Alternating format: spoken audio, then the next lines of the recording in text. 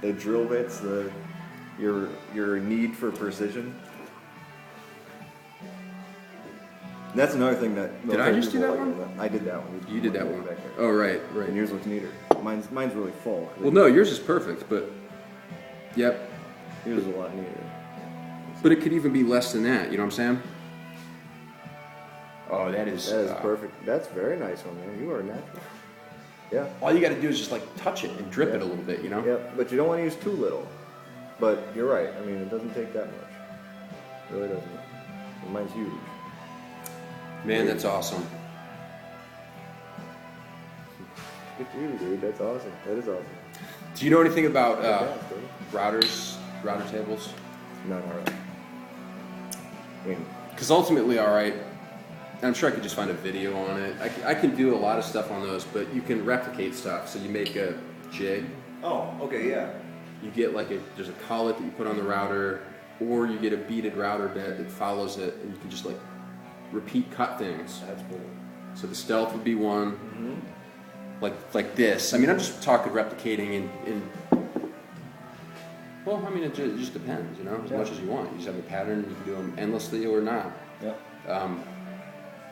But it makes sense because then everything, you know, all your practice runs, or all the pieces you fuck up, you know, you're always doing the same thing. Yeah. Until you do a different variation. But I think they're pretty easy to make, but I just don't know how to do it.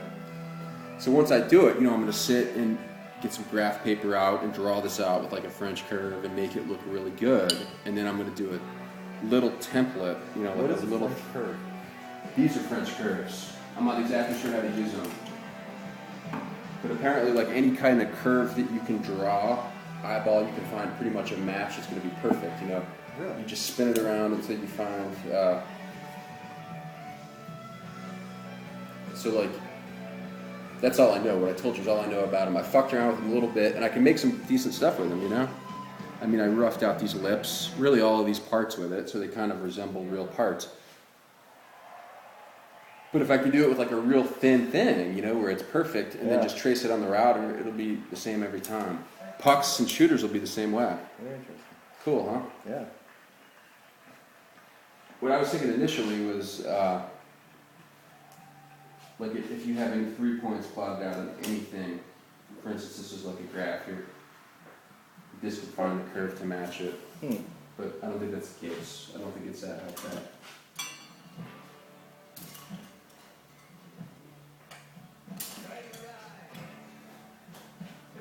So we got,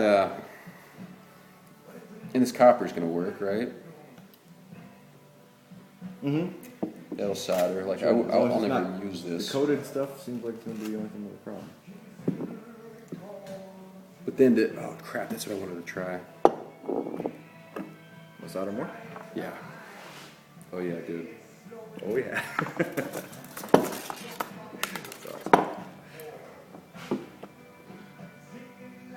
Compliments of Yaya. You got Neil Diamond on. Mm-hmm.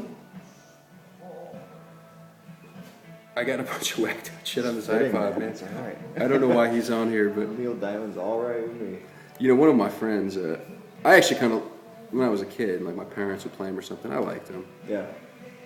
But I got a friend who really digs him, and I must have got this from him. He's a really cheesy person.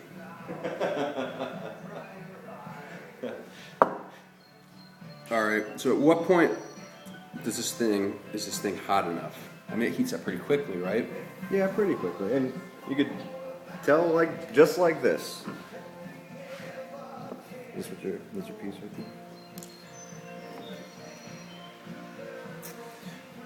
Switch to a new spot down here. Nope. That won't do anything at all.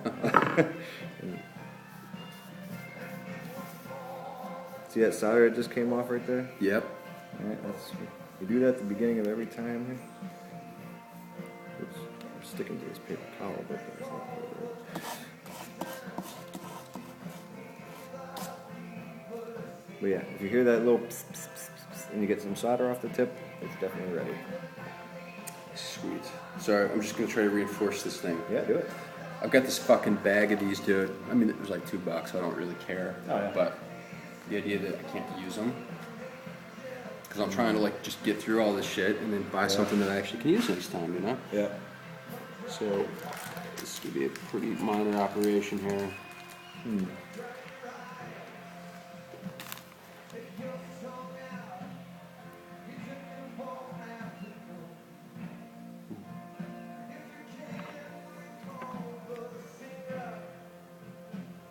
I mean, I think I got it. Man, that smells good. Yeah, right. It's not a bad smell at all.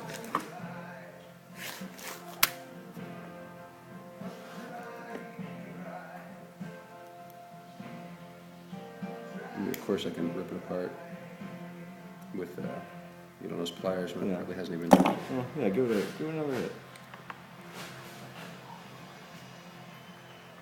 You need a higher bench for this kind of work. I got that one back there. Higher than that. I need a fucking monocle. No, higher than that. Oh, yeah. Yeah. Oh, higher workbench? Yeah, higher workbench. Oh, look at that. Cut off the Oh, you cut the solder? head of the beast. Nice. Melt it right to it. Start at the back. If you started at the back with something like that, you could sometimes like flow it right into it. Oh, really? Yep. Nice. It's just weird stuff. It's like Quicksilver. Kinda.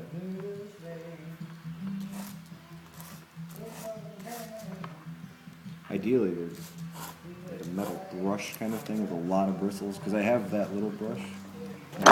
This one here. Okay. That's not a really good one for it. I used to work at this ski resort.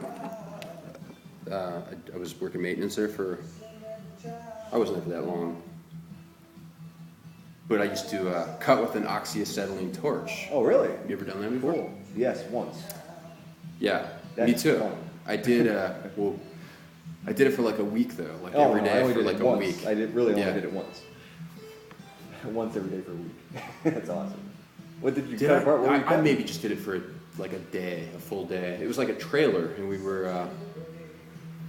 I think I was like somebody did a fucked up weld job, so I think I was just like cutting welds, maybe. I don't remember. This was a long time ago. But that's sort of cool. I always like the idea of breathing the fumes. I don't like that. I did that. This smells good though. I was cutting. I was cutting steel with the oxyacetylene torch for my friend's motorcycle. He's reinventing the motorcycle. Really? Yeah. Oh, dude, see, that's right up my alley. Oh, totally. You guys. Dynamic turning and like axis shifts and Both tires. like that skateboard thing. Kind of. Yeah. His is rear wheel drive Okay. and front wheel drive. Really? Like you choose? Well, yeah, you could choose. It's a drivetrain that loses zero torque. Really? Yeah, because he figured out a way to go around all the, because you lose torque every time you have a gear. Every time there's some kind of change, you lose it. And he figured out a way around that, and then some braking things, and it's also recumbent, so you're like laying back in it. And it's like, he's really far along now. He's 12 years into it. Jesus, Yeah. cool. Yeah. Transportation to me is one of the most bizarre things because it really should have changed 20 years ago, you know? Because Oh, he's talking about mileage in the 300s. Really? Yeah. But anything, I mean, vehicles, you know, personal vehicles, but they still have all these seats and all these doors. And like, I could ride a motorcycle. Well, I probably could, but I'm scared of it at this point. Yeah. You know, if I tried it, I'd probably like it. Yeah. But like, you know, a two-wheeled vehicle with computerized steering and pod-like, That's what he's talking. and then if they're all sensing each other, I mean, the things that can Oh, yeah. happen in flow of traffic are Oh, pretty yeah. amazing. Yeah. That's absolutely true. Actually, if you ever Getting look another beer. Do you need one? Yeah, sure. You hang out for a minute? Yeah, of course. Good. My schedule is clear tonight. It's interesting. I like that.